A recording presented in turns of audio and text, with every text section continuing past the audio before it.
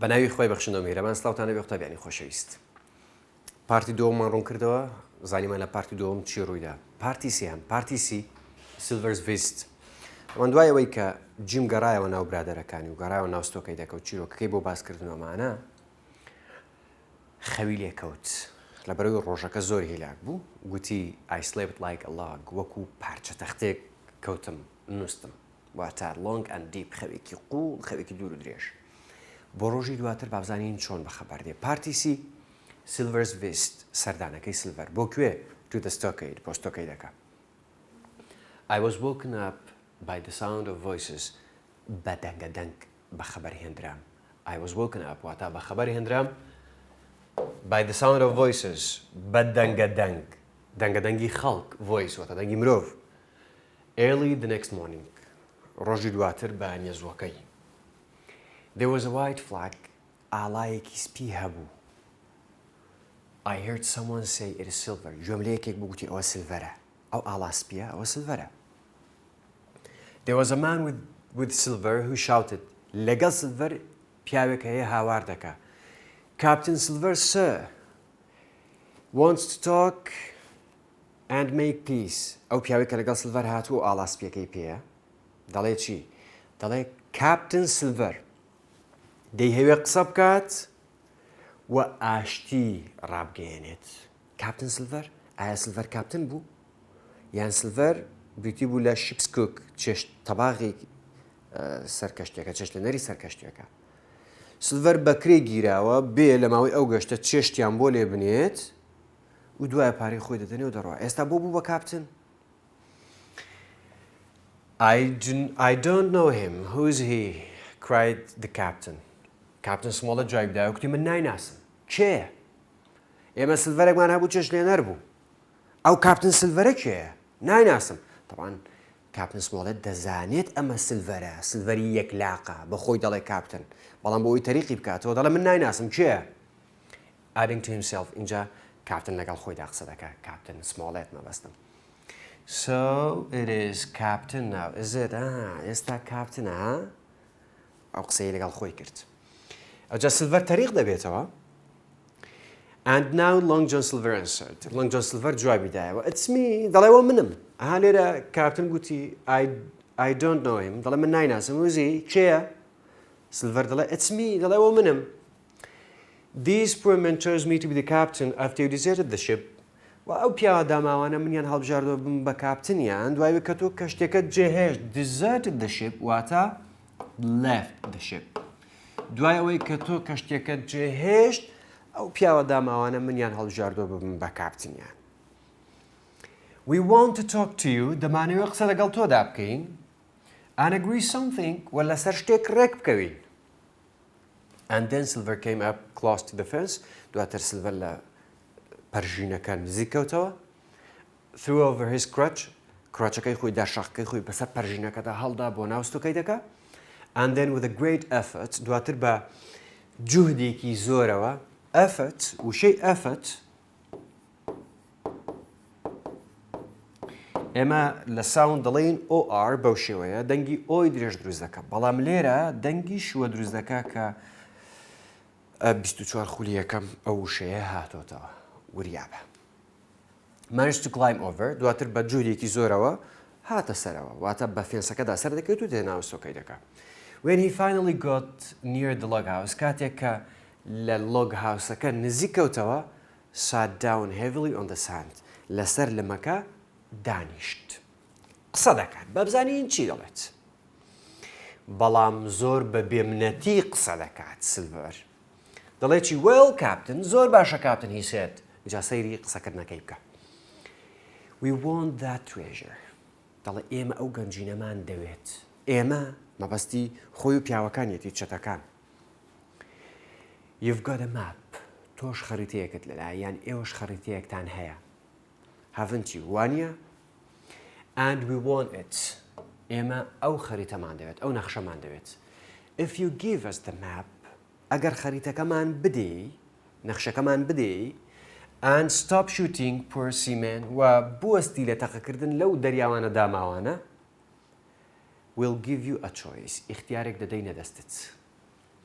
You help us get the treasure. یارمەتیمان دەدەن لە دۆزینەوەی گەنجینەکە. سەیری قسەی سیلڤەر بکە. Then you come with us. دواتر ئێوە لەگەڵ ئێمە دێن on the ship بە کەشتێکە. And I promise you وعدت دەدەمێ I will leave you somewhere safe ashore. وعد بێ لە کەنار دەریاک بە سەلامەتی جێتان دەهێڵم. خێری پێ دەکات. کەشتێکە هی سکوار کڕوێتی. کاپتنی کەشتێکە کاپتن سمۆڵێتە. بزانە ئێستا سیلڤەر چی پێ دەڵێت؟ مەرجی بۆ دادەنێت. خەریتەکەمان بدەنێ وەتەقەشمان لێ مەکەن. ئەوجا ئێوە یارمەتیمان بدەن لە دۆزینەوەی گەنجینەکە ئێمەش بە کەشتێکە قەیناکە لەگەڵ خۆمان دەتان بین لە شوێنێک لە کەنار دەریاک بە سەلامەتی جێتان دەهێڵین.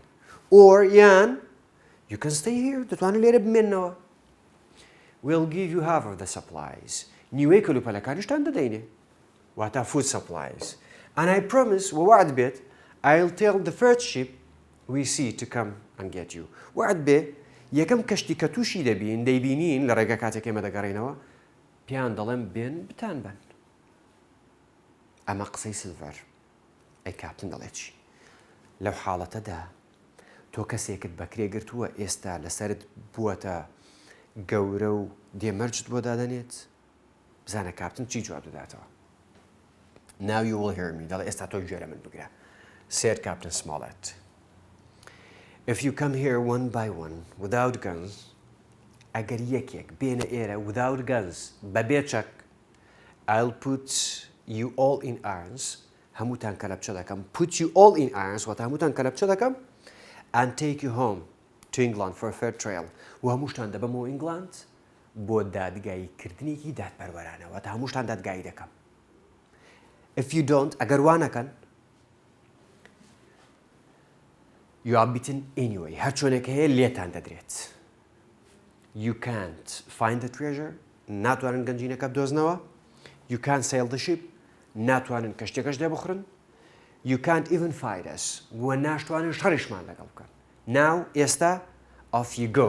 ئێستاش بڕۆ دەرێ. چاکی جواب دایەوە. دەڵێ ئەگەر بێنە ئێرە یەکێک بەبێ چەک کەلەپچەتان دەکەم و دەتان بەمەوە ئینگڵاند دادگایتان دەکەم. ئەگەر نەیەن وانەکەن ناتوانن کەشتێکە لێ بخڕن ناتوانن تەبان دەزانن کەشتێکە لێ بخڕن بەڵام بە چه ئاراستەیە کەواتە ناتوانن لێ بخڕن و ناتوانن شەڕشمان لەگەڵ بکەن ناتوانن گەنجینەکەش بدۆزنەوە و ئێستاش بڕۆ دەرێ. چاکی جواب دایەوە. Long John Silver was red with anger. Long John Silver لە تووڕەییدا ڕەنگی سوور بووە. With much difficulty بە زەحمەتێکی زۆرەوە pulled himself along the ground لەسەر زەویەکە خۆی ڕاکێشە لەبەرەوەی یەک لاقی هەیە ناتوانێت بە یەک لاق بڕوات خۆی ڕاکێشە to where his crutch lay بۆ ئەو شوێنەی کە داشەقەکە لەوێ کەوتووە. Then he stood up and spat in the spring. دواتر هەستا سەر پێ و دواتر حەشایەکی ڕووجەنابتان تفێکی کردە ناو کانیەکە. There he cried. هاوار دەکا. That's what I think of you. دەڵێ هەر ئەوها بیرم لێ دەکردنەوە. I'm going to destroy this old stockade. ئەو ستۆکەیدە کۆنە تێک دەشکێنم. And those that die will be the lucky ones. ئەوانەی کە دەمرن خۆشبەختن بەختیان هەیە واتە ئەوانەی کە نامرن لە مردن خراپتریان پێ دەکەمەوە هەڕەشەیەکی جددیە. And swearing loudly بە دەنگی بەرز بە سەوتی بەرز جنێو دەدات and he moved away ڕۆیشت pulled himself slowly over the fence and was gone. بەسەر فێنسەکەدا بە هێواشی خۆی بەرز کردەوە خۆی ڕاکێشا و ڕۆیشت. سیلڤەر ڕۆیشت سیلڤەر بەو شێوەیە جوای درراوەتەوە بەو شێوەیە تووڕە بووە کە بڕوا دەبێت چاوەڕێی چی بکەیت بێگومان چاوەڕێی شەڕ دەکەی بۆیە کاپتن ئامادەکاری بۆ دەکات. The captain soon made sure that we all had muskets. کاپتن هەرزوو لەوە دڵنیا بووە کە هەمومان چەکمان پێیە and told us where to stand و پێشی گوتین لەکوێ بوەستین ئاخر تو هەر چەکت پێبێ بەس نییە دەبێ پێش زانی لەکوێ دەوەستی ئەمە تاکتیکی شەڕە. There were more of them than there were of us. ئەوان زیاترن لە ئێمە. ئەوان زیاترن لە ئێمە. But at least we had the stockade. بەڵام بەلای کەمی ئێمە ستۆکەیدەکەمان هەیە کە شوێنێکی سەلامەتە دەتوانین ئەوان هێرش دەکەن. اینجا هەر بەرەیەکیش هێرش بکە کوژراوی زیاترە. After an hour of waiting, دوای یەک سەعات چاوەڕێکردن, a group of the mutineers suddenly appeared from the woods. گروپێک لە یاخیبووەکان, گروپێک لە چەتەکان لە دارستانەکەەوە دەرکەوتن. on the north side لە لای باکوورەوە run towards the fence بەرەو فێنسەکە ڕایان کردووە تا هەجوومیان کرد. At the same time لە هەمان کاتیشدا shots came from the woods to the other side لە ناو دارستانەکەوە گولە دێت واتە تەقایان لە دەکرێت هەبزانە گروپێک لە لای باکوورەوە دێن هێرش دەکەن لە لاکەی تریشەوە تەقایان لە دەکرێن واتە حەسڕیان کردوون. The Squire and Grey fired again and again from inside the log house. Squire و Grey چەند جارێک تەقایان کرد لە ناو log house-ەکەوە. And hit 3 men as they climbed over the fence. لە سێ کەسیاندا. Squire و Grey. Squire Grey. لە سێ کەسیاندا کاتێک دانویست بەسەر فێنسەکەدا سەر بکەون. 2 of them were shot dead. دوانیان مردن. Shot dead یعنی بە گولە مردن. And the third ran away. سێهەمیان ڕای کرد. But بەڵام 4 more had got inside the fence. بەڵام چواری تریان هاتبوونە داخلی فێنسەکە واتە هاتبوونە ناو ستۆکەیدەکە. And then they و هەر بەزووی ئەوان were on us with pistols and swords. بە شمشێر و دەمانچە کەوتنە سەرمان. شەڕە.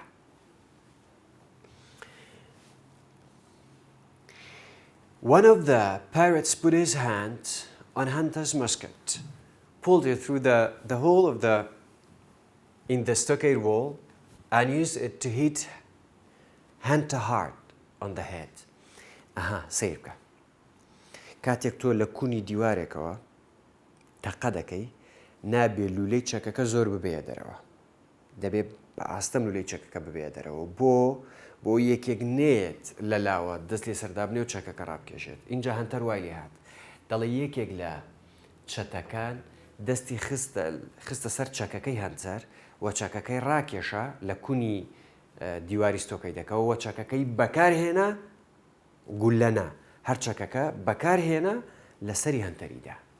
هەر چەکەکەی خۆی چەکەکەی لێ ڕاکێشە و چەکەکەشی لێدایەوە. He fell to the floor. هەنتەر کەوتە سەر زەویەکە. And did not move. وەنەجوڵە. We picked up swords and ran out of the house to fight. ئێمە شمشێرمان هەڵگرت و ڕامان کردە دەرەوەی log house-ەکە بۆ شەڕکردن. I saw the doctor cut man across the face. دکتۆرم بینی کە لە ڕوخساری یەکێکیدا. شمشێر. And Abraham Grey cut down another man who was coming to attack me. و ئەبراهام گرێش لە یەکێکی تریدا کە هاتبوو هێرش بکاتە سەر من. جیم قسە دەکات.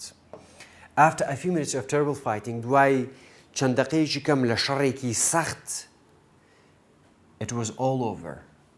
شەڕەکە کۆتایی هات. We had won. ئێمە شەڕەکەمان بردەوە. 6 of their men lay dead or dying. 6 لە پیاوەکانیان مردبوون یا لە سەرمەرگدا بوون دەمردن.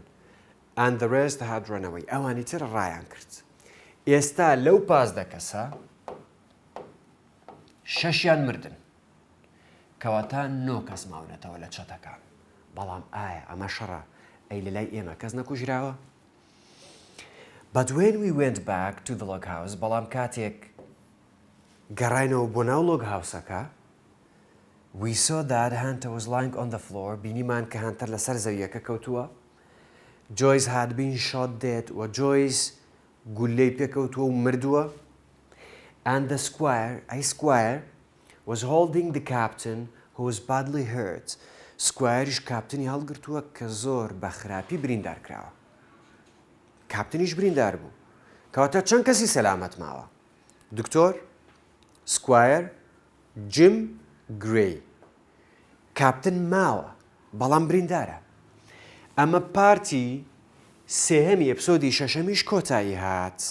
ئێستا با بچینە سەر ئاکتیڤیتی بووکەکەی. با بزانین لە ئاکتیڤیتی بووکەی چیمان هەیە. وەکو ئەپسۆدی یەکەم و دووەم و سێم و چوارەم و پێنجەم کاتێک تۆ لە ستودنتس بووک تێکستەکە تەواو دەکەی دەبێت بڕۆیە سەر ئاکتیڤیتەکەش بۆی بزانی فکرەی ئاکتیڤیتەکە چۆن وشەکانی پارافرەیز کردووە. جا ئێستا ئەگەر مەجال بدەن دەڕوینە سەر ئاکتیڤیتەکە. ئاکتیڤیتی بووک. لە ئاکتیڤیتی بووک بابزانین ئەو کارەمان بۆ دەکرێت. Activity book. episode سكس episode ششم The Stockade ئەگەر بەبیرت مابێت لە ئێپسۆدی دووەمیش هەمان فکرەمان هەبوو کۆمەڵێک ڕستەی داوە ڕستەکان هەڵەیان تێدایە تو هەڵەکان چاک دەکەیەوە ئەمە فکرەی ئێپسۆدی شەشەمە لە ئاکتیڤیتیەکە اینجا چی دەڵێت پارتی A پێمان دەڵێ find the mistakes هەڵەکان بدۆزەوە write out the sentence correctly ڕستەکە بەڕاستی بنووسەرەوە دووبارە there are also always 3 or more mistakes دەڵێ عادەتەن لە هەر ڕستەیەکدا سێ یان زیاتر هەڵەی تێدایە کەواتە لە سێ کەمتری تێدانیە یەکەمیان The doctor and Redruth took 2 boats and landed far to the right of the pirates' boats. دکتۆر و Redruth دکتۆر و Hunter The doctor and Hunter ئەمە هەڵەیە took 2 boats یەک بەلەمیان برد و بەلەمەکەشیان بردە کوێ landed far to the right of the pirates' boats چوونە لای ڕاستی بەلەمی چەتەکان واتە بەلەمی سلڤەر و جەماعەتی سلڤەر چوونە لای چەپ لەبەرەوەی هابی هێنە پێش چاوت ئەمە ستۆکەی دەکەیە ئەمان لە کەشتیەکەوە بەلەمەکانی سلڤەر و جەماعەتەکەی سلڤەر دوو بەلەم بوون دوور بۆ لای ڕاست ڕۆیشتبوون بەڵام دکتۆر و هەنتەر ڕاست و ڕاست چووبوونە نەناوەوە کەواتە ئەگە سیر بکەی ئەمانە لای ڕاستی دکتۆر و ئەمانن کەواتە دکتۆر و هەنتەر کاتێک چوونە ناو ستۆکەی دەکەت چوونە لای دەکەونە لای چەپی ئەوان کەواتە ئەمە دەکەینە left of the pirates' boats and not far from a stockade لە ستۆکەیدەکە دوور نەبوون which they had seen from the ship کە لە کەشتیەکەوە ستۆکەیدەکان بینی بوون نەخێر لەسەر خەریتەکە بینی بوویان کەواتە ڕاستیەکە چۆنە The doctor and Hunter took a boat and landed far to the left of the pirates' boats and not far from the stockade which they had seen on the treasure map. کەواتە خاڵی یەکەم ئەو چوار هەڵەیەی تێدا بوو. خاڵی دووەم After a quick return to the beach, after a quick return to the ship, the doctor and others loaded his man's chest چیان بار کرد loaded his medicine chest, some food, supplies, some muskets, and some gunpowder, وهندێک gunpowder to take to the stockade بۆ ئەوی بیبەن بۆ ستۆکەیدەکە. ئەمە هی دووەمیان. سێمیان On the boat's fourth and final trip, on the boat ئەوجا لێرە نووسراوە fifth ئەگەر گوتیشی third هەر ڕاستە گوتی last هەر ڕاستە هەنێرە دڵێ final trip to the shore the squire the doctor Captain Smollett and three others took with them various supplies ئایا ئەمە یەک ئەمە دوو ئەمە سێ کەسی تر ناکاتە شەش بەڵێ ئەی لە کۆتا گەشت نەمان گوت 5 کەسی تێدایە کەواتە 2 others took with them various supply تریان زۆر لەگەڵ خۆیان برد Silver and other 5 men they not trusted سیر کەڕاستکردنەوەکەی چۆنە Silver Israel Hands and other 4 men Israel Hand و 4 پیاوەکەی تر کە لێو مابوونەوە بە Israel Handەوە دەکەنە 5 They did not trust it. باوەڕ پێکراو نەبوون. Left behind on the ship. لە دوای خۆیان و لەسەر کەشتیەکە جێمابوون. کەواتە ئیزرایل هاند و 4 تر نەک ئیزرایل هاند و 5 تر. چوارەمیان خاڵی چوارەمیان with its heavy load بەهۆی بارە قورسەکەیەوە. The boat was low in the water. بەلەمەکە لەناو ئاوەکەدا نزم بووبووە واتە سەختی کەوتو بۆ سەر. So when a musket shot from the Hispaniola fell right on it, gullechi musket yani cannon, a cannonball. A cannon shot from the Hispaniola fell right on it. Babalamaka kaut yan fell right by it. Seirka. It began to sink. Balamaka tasiket banakumbun. And everyone had to swim وهر کسی که ناو بلما کبو کەوتە ناو ئاوە دەبووە بە مەلە بڕوان walked had to walk to the beach بەپێ بەرەو کەنارەکە بڕۆن leaving all their supplies underwater وهەموو کەلوپەلەکەیان لە دوای خۆیان لەژێر ئاوە جێهێشتنا half of the supplies کەواتە لێرەش چوار هەڵە هەبوو خاڵی پێنجەم Gray and Hunter got the rest of the supplies at low tide. The mutinous Gray و Hunter نا لەبەرەوەی ئەوان زۆر تەخیر ببوون با قەڵەمەکە بێتەوە ئەمان زۆر تەخیر ببوون کاتێک چوون کەلوپەلەکان بێننەوە کەواتە Gray and Hunter نا The mutinous got the rest of the supplies at low tide.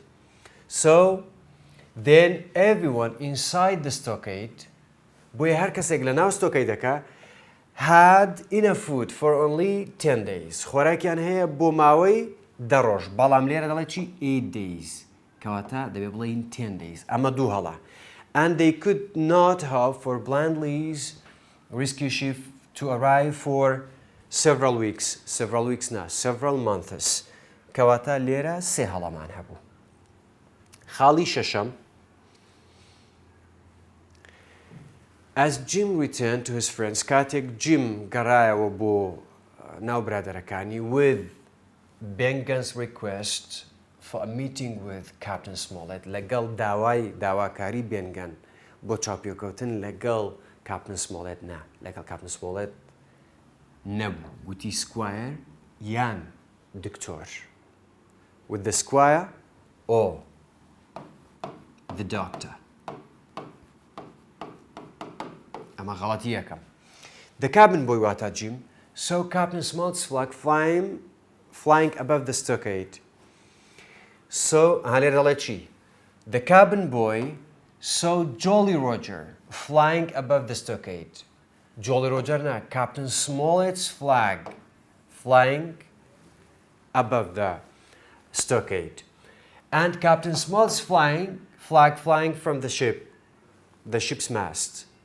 و ئاڵاکەی کاپتن لەسەر کەشتێکە دەشەکایەوە نا بە پێچەوانەوە کەواتە جۆڵی ڕۆجەر لەسەر کەشتێکە بوو و ئاڵاکەی کاپتنیش لەسەر ستۆکەی دەکە کەواتە لێرەش سێ هەڵە هەبوو حوتەمیان خاڵی حوتەم After Jim's return to the ship دوای گەڕانەوەی جیم بۆ کەشتێکە نا بۆ ناو ستۆکەی دەکە ئەمە غەڵەتی یەکە He slept long and deep بە دوور درێژی خەوێکی دوور درێژ خەوێکی قوڵی لێکەوت and he was finally woken up the next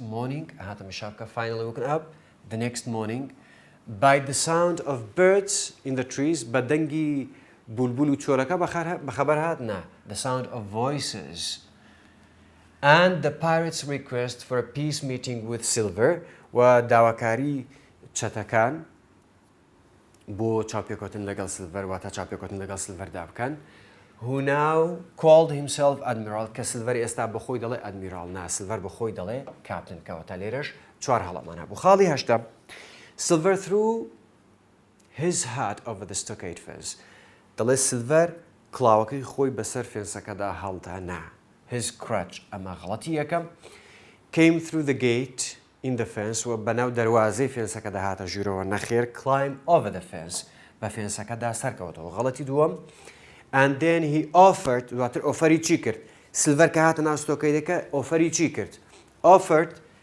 to exchange the lives of everyone outside for some food exchange to lives of everyone inside بۆ فودیش نا for the map بۆ ماپەکە گوتی کاکە ئێوە هەمووتانە ناو ستۆکەیدەکە سەلامەت دەبن بە مەرجێک ماپەکەمان بدەنێ But the captain offered instead بەڵام لە جاتی ئەوە کاپتن ئۆفەری چی کرد a fair trial for all the pirates back in England بەڵام لە بەرامبەردا کاپتن گوتی ئۆفەری ئەوی بۆ کرد کە هەمویان دادگایی دەکرێن لە ئینگلاند خاڵی نۆیەم Angrily, Silver said that the lucky ones would be the ones who died in the coming fight.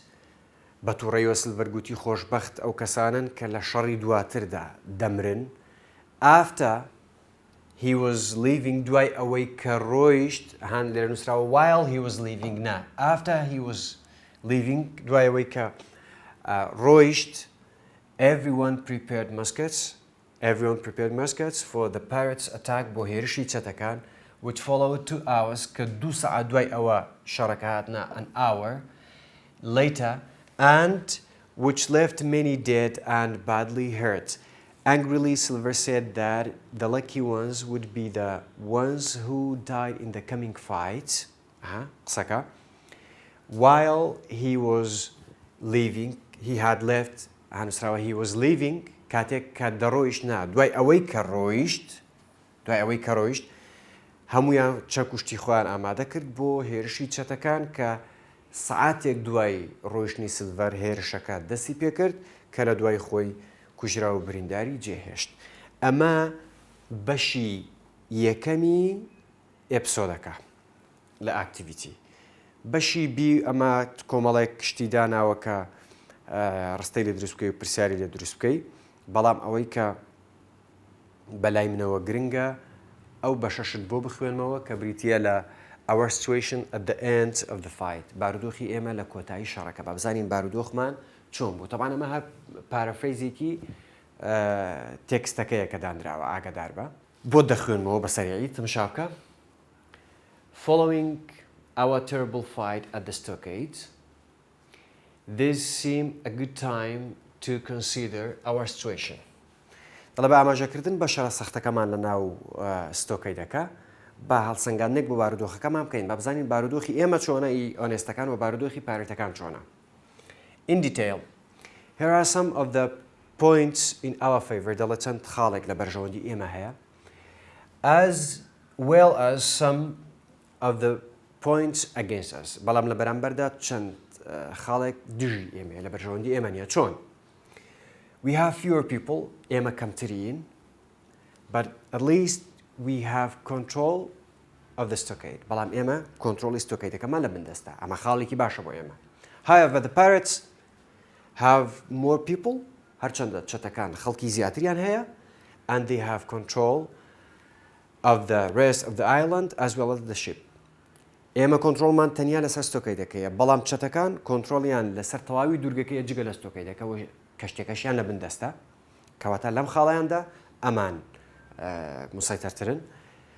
On our side لەلای ئێمە we have muskets and swords. ئێمە چەک و شمشێرمان هەیە. On theirs ئەی لەلای ئەوان they have muskets to ئەوان چەکیشیان هەیە and they also have ship's cannon و تۆپی سەر کەشتێکەشی خۆیانە و بێگومان شمشێریشیان پێیە ئەوانش لێ بەربەرەوەی لە شەڕەکەدا شمشێریشیان بەکارهێنا. We have only the supplies here in the stockade, including food supplies for just 10 days. خۆراکمان بایی دەڕۆژ هەیە ئەی ئەوان. However, they have all the ship's supplies. ئەوان هەموو خۆراکی سەر کەشتێکە هیچ چەتەکانە. In addition to this, سەرەڕای ئەوە it will be months before the rescue ship can arrive. سەرەڕای ئەوە چەند مانگێکی پێدەچێت کاتێک ئەو کەشتی ڕزگارکەرەی کە بڵاندلی دەینێرێت هەتا دەگات. کەواتە after considering our situation from different points of view دوای هەڵسەنگاندنی بارودۆخمان لە چەند لایەنێکەوە I feel that the dangers are greater than the points in our favor. دەڵێ دوای هەڵسەنگاندنی بارودۆخەکە دەردەکەوێت کە مەترسیەکان زیاترن لەو خاڵانەی کە لە بەرژەوەندی ئێمەن. I believe that my friends and I will be killed and will never leave Treasure Island alive. دەڵێ پێم وایە من و هاوڕێکانم دەکوژرین و بە زیندوی Treasure Island جێ ناهێڵین. کەواتە ڕاستە ئەم قسانە ئەمە هەڵسەنگاندنە خودی ئەو شانەی کە لێرە هەیە لە ستودنتس بووک نییە بەڵام تۆ دەبێ چاود لەوە بێ کە ئاکتیڤیتێکەش بخوێنیەوە بۆ ئەوەی لە بارودۆخەکە تێبگەی لەبەرەوەی کتێبەکەی تۆ تەنیا چیرۆکەکە تەنیا ستودنتس بووک نییە بەڵکو ئاکتیڤیتێکەشێتی بۆی ئاکتیڤیتێکە ورد بیخوێنە بۆ ئەوەی تەواو لە هەر ئێپسۆدێک تێبگەی. ئەمە بریتی بوو لە ڕوونکردنەوەکانی من هیوادارم کە سوودێکم پێگەیان دەبن. ڕوونکردنەوەکانی من ببێتەوە ئەوەی کە تۆ بە ئاسانی لە تێکستەکە تێبگەی لەبەرەوەی وەکو پێشتریش چەند جارە گوتومە پرسیار لەسەر تێگەیشتن لە تێکستەکە دێتەوە زۆر جار نەک تێکستەکە. جا هیوادارم کە سوودێکم پێگەیان دەبن هەتا ڕوونکردنەوەی بابەتێکی تووروانەیەکی تر هەموو لایەکتان بەخوای گەورە دەستپێرین ئەمانەتی خوا بن.